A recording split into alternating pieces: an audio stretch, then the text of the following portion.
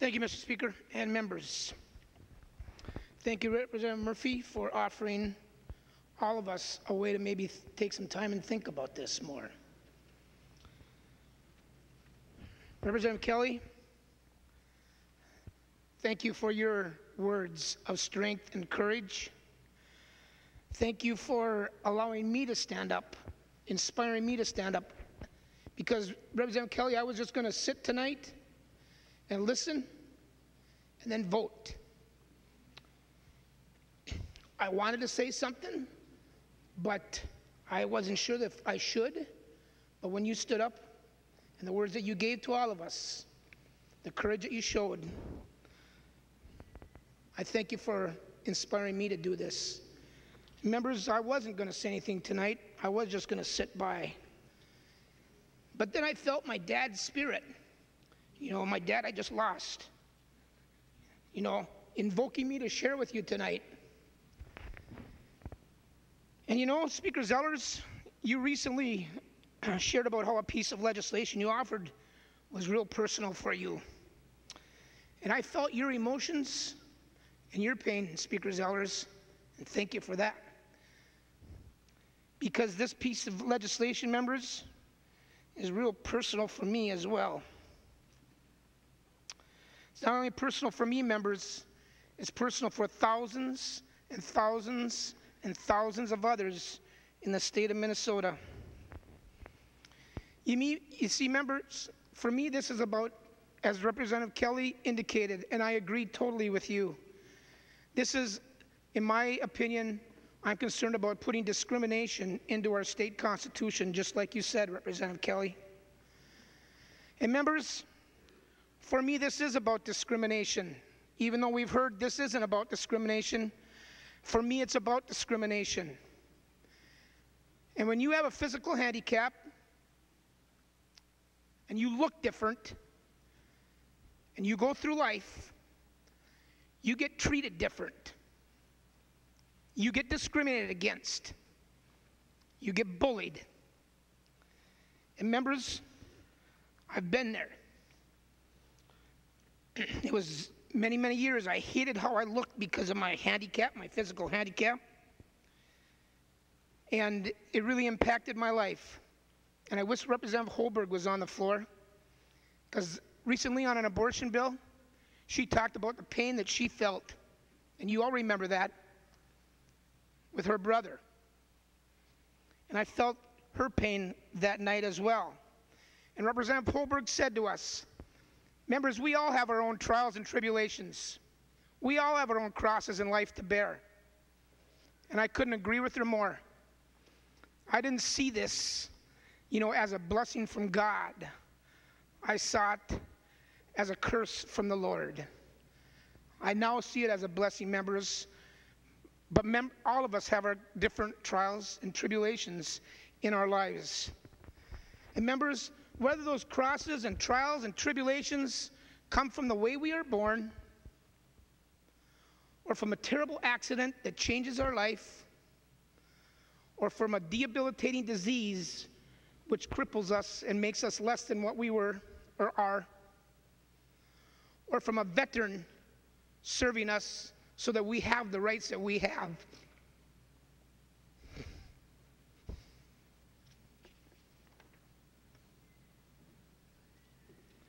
Discriminatory actions never, ever should take place in our society.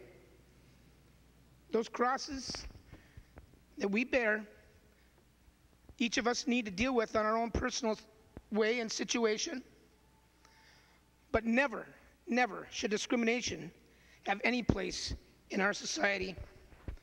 And members, I want to share with you, sometimes, you know, we sit here, 134 of us in this chamber, and 67 of us in another chamber, and we sit and impact people's lives every day we are here. And members, sometimes we don't know the impact that we make on them because we haven't walked in their shoes. Well, I've walked in the shoes and faced discrimination, and I want to share with you just a few stories about my life when I faced some of that discrimination in my life. And it even goes back to my schoolhood days.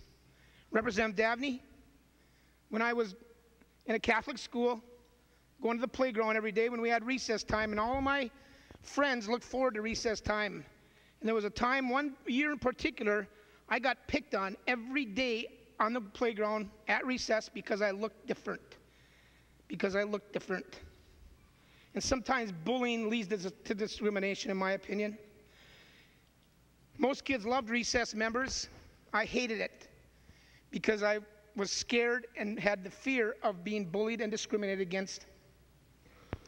And then another kid by the name of Michael Graves. Michael Graves stopped the bullying, stopped the discriminatory actions, and put me at ease. Michael was handicapped also. He had been in a fire and had his legs burnt, lived with it for a long time, and eventually had to have one of them amputated.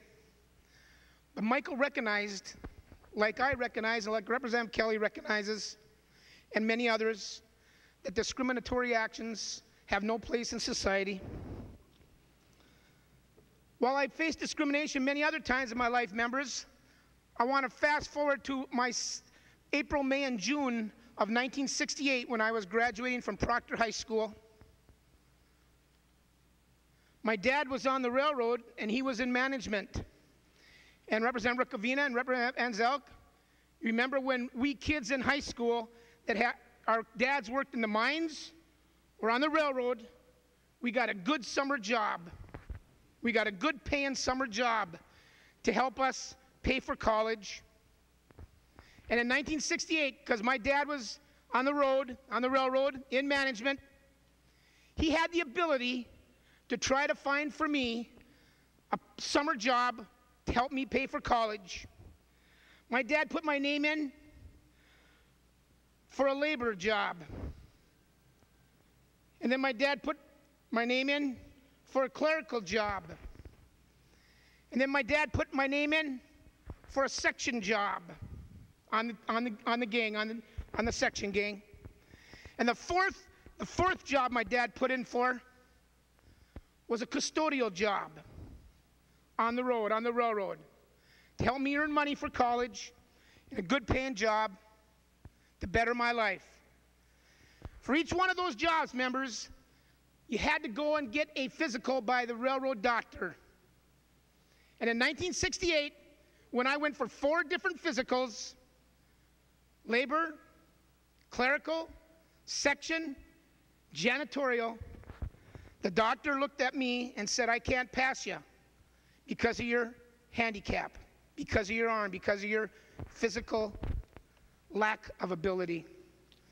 And members, I remember being angry, disappointed, hurt, frustrated, but mostly I remember I will never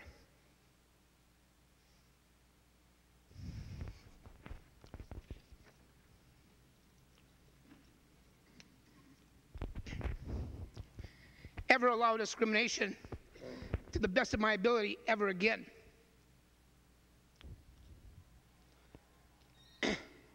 Right after that, members, the Equal Opportunity Act was passed, and I'm thankful for that every person has the right to apply for a job that they should be able to get, not based on anything with discriminatory action. Members, I, like you, have been hearing from all sides on this issue, all sides. Republicans, Democrats, metro, rural, pro-life, pro-choice. Been hearing from all sides. And members, they've all been asking us to support their position. And that's good. That's what we are elected for, all 201 of us. This has been a really difficult decision for me, like it has for I know every one of you, and every one of you, and everyone outside, and everyone in this state. Because my religious beliefs are that marriage is a sacred union between a man and a woman. I also feel that the church should have the right to marry or not marry a couple based on that church's beliefs. That's a right. That's a freedom. Representative Christ that you fought for and the rest of our servicemen and women are fighting for.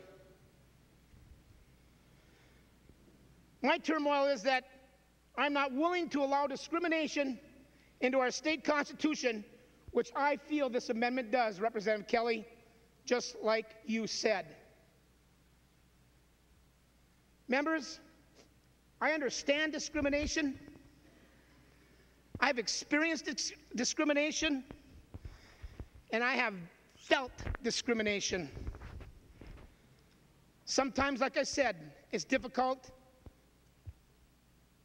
to know what kind of an impact we play in people's lives until we walk a little bit in their shoes. Members, and I don't care what side of the aisle you're on, I hope and pray that we don't come in here and just sit down and vote. I remember taking a vote on the override on the transportation veto, and a number, 2 of you still here, had the courage to vote what was right, in my opinion, and others disagree with that, but in my opinion, and I still applaud your courage. And then members, a few years ago, we sat in here and we debated GAMC, and I'm thinking to myself during that debate, and if you were in here for that debate, and freshmen, you weren't, but if you sat in this chamber during that debate, it was the most powerful and emotional debate I have ever been involved in.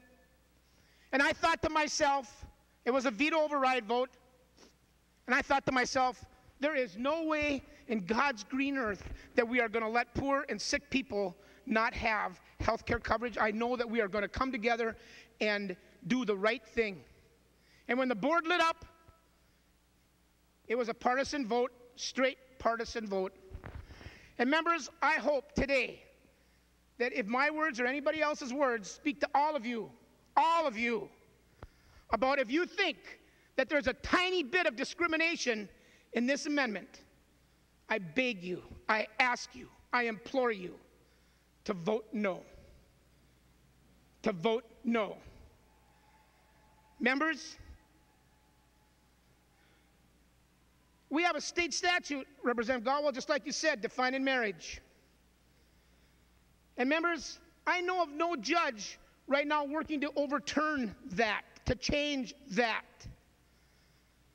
If in fact, members, we believe that our state statutes are no good and not strong enough, then maybe we should be offering up a constitutional amendment on every state statute that we have. And we're not going to do that. That's ridiculous. But members, please think with your heart and your conscience and vote no.